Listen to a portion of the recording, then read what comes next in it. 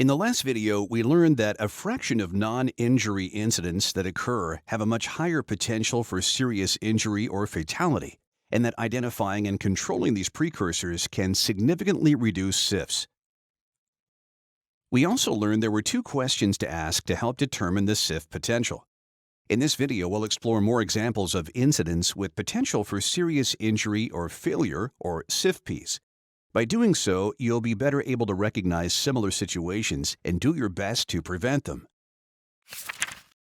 Let's say an employee doesn't lock out, then enters the top of the sorter. The sorter is then turned on while he's still there. The worker quickly jumps out and is not injured. Or a worker closes an air valve and the lock is applied, but the residual pressure was not bled, which means the employee is working on an energized piece of equipment that could have harmed him. One of two forklifts that are traveling 20 kilometers per hour run into each other with minimal damage and no injuries.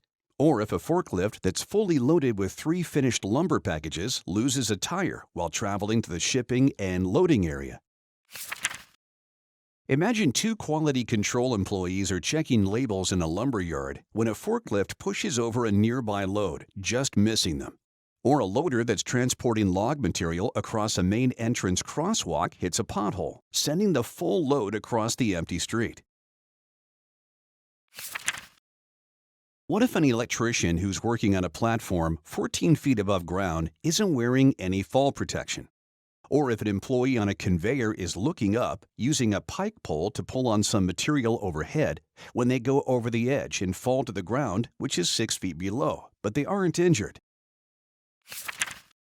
What if a worker disables an outfeed press roll, which in turn allows lumber to be ejected from the edger? Or a group of employees is asked to clean up around a conveyor motor that isn't guarded? What if a worker is using electric tools outside, all the while plugging into outlets that are without ground fault circuit interrupters? Or an electrician is working inside an electrical panel making repairs, but the panel was never de-energized?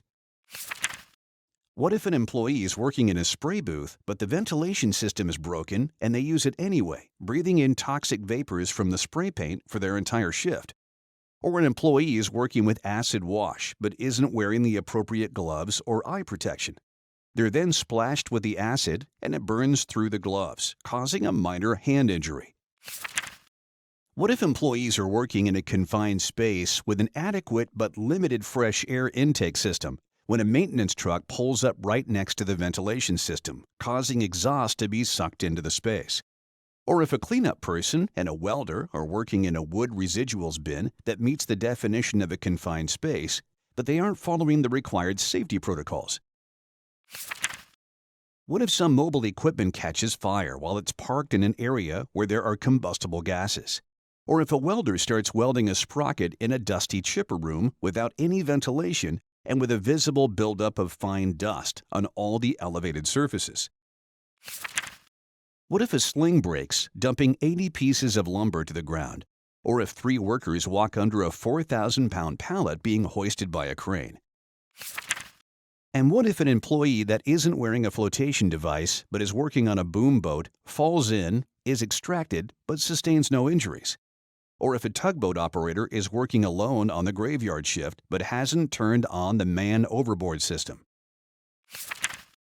In all these scenarios, we have to ask the 2 questions. When we do this, we see that yes, serious injury or fatality was averted, and that in all these cases, if the incident were to repeat over and over again, or if the circumstances were to change slightly, the outcome would have resulted in serious injury and fatality. We can then use our incident investigation processes to determine the root cause of the incident and apply appropriate controls.